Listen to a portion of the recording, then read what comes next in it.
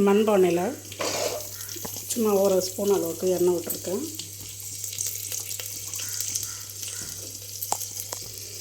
இதில் கொஞ்சம் கடுகு போடலாம். கடுகு பொறுமையாக வெடித்து முடிக்கட்டும். இந்த மாதிரி ஒரு நாளைக்கு கீரை கடையில் செஞ்சு பாருங்கள், ரொம்ப நல்லாயிருக்கும். 4 உளுத்தம்பருப்பு போடலாம் வாசத்துக்கு. கூடவே 2 காஞ்ச மிளகா,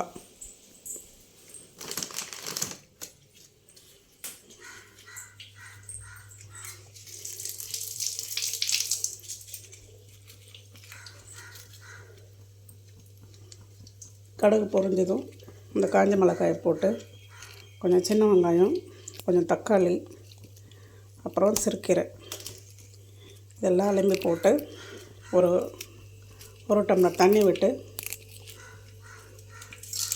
வேக விட்டுடலாம். கடுகு மொத்தம் பொரிஞ்ச பிறகு தான் வெங்காயம் பூண்டெல்லாம் போடணும்.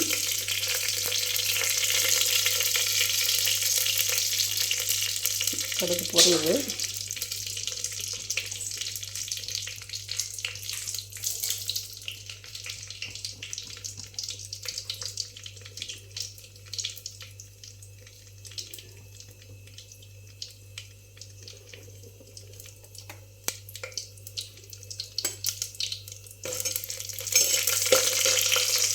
பாருங்கள், இந்த பக்கம் சாம்பார் தாளிச்சு விட்டோம் இல்லையா, கொதிச்சிட்ருக்கு.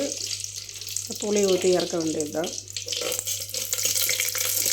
இந்த மாதிரி தாளிச்சுட்டு அதிலே கீரையை போட்டு வேக வச்சு சமைச்சிங்கன்னா அந்த மிளகா வாடையோட, கடுகு உளுத்தம்பருப்பு வெடித்த வாடையோட ரொம்ப டேஸ்ட்டாக இருக்கும் கீரை. அப்படியே பிசைஞ்சு சாப்பிட தொட்டுக்க சூப்பராக இருக்கும். கொஞ்சம் பூண்டு, கொஞ்சம் சின்ன வெங்காயம்,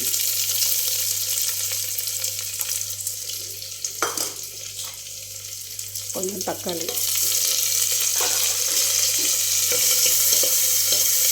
வீட்டில் காய்ச்ச தக்காளி பழத்தையே கடிச்சு நிற்கிற 2 தக்காளி கிடச்சிது, அதுதான் போடுறேன். பாருங்கள், நல்லா வதக்கிட்டு அதோட சிறுக்கீரை பருப்பு க்ளீன் பண்ணி வச்சுருக்கேன். இதை போட்டு கொஞ்சம் தண்ணி விட்டு வேக விட்டுட்டு கடையும் போது ஒரு 4 உப்பு போட்டு தொட்டுக்கிறதுக்கு அப்படியே திக்காக தண்ணி இல்லாமல் அப்படியே கடைஞ்சி எடுத்துடணும். அந்த வேகும்போது அந்த தண்ணி வற்றிடும். தண்ணி நிறைய விடக்கூடாது, கீரையில் தண்ணி இருக்கும். இப்போ பாருங்கள், இந்த கீரையாலே போட்டுடலாம். இந்த மாதிரி செஞ்சு பாருங்கள், ஒரு நாளைக்கு ரொம்ப நல்லாயிருக்கும். தண்ணி அளவாக ஊற்றினா போதும். ஒரு டம்ளர் தண்ணிக்கு குறைவாக ஊற்றினா போதும். தட்டு போட்டு மூடி விட்டுடலாம்.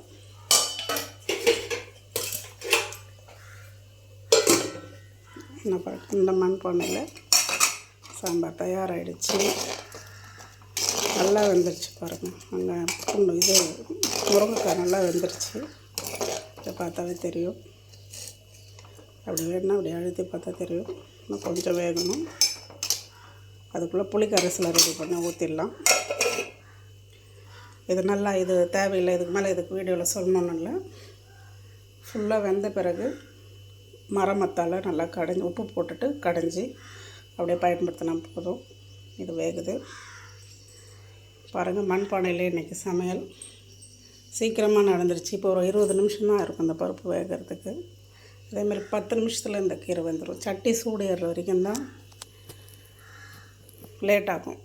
அதுக்கப்புறம் சமையல் சிம்லேயே வைக்கலாம். சிம்மில் வச்சு இந்த மாதிரி சமைச்சு சாப்பிட்டு பாருங்கள், ரொம்ப நல்லாயிருக்கும். உடம்புக்கும் நல்லது. நம்ம பழமையை நம் முன்னோர்கள் நமக்கு சொல்லிக் கொடுத்த அந்த கலாச்சார உணவு எப்படி தயாரிக்கிறது, நோய் இல்லாமல் அப்போ வாழ்ந்தாங்க. அதுக்கு நிறைய சின்ன விஷயங்கள் நம்ம முன்னோர்கள் கடைபிடிச்சிருக்காங்க.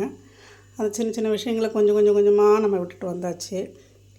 சுத்தமாக மண்பானையை பயன்படுத்தாத ஒரு நிலை வந்துருச்சு. கண்டிப்பாக மண்பானையை பயன்படுத்தி சமைங்க. நம்ம உடம்புக்கு தேவையான நல்ல ஆரோக்கியம் அந்த மண்பானை சமையலில் இருக்குது. உணவும் ருசியாக இருக்கும். தேங்க்யூ.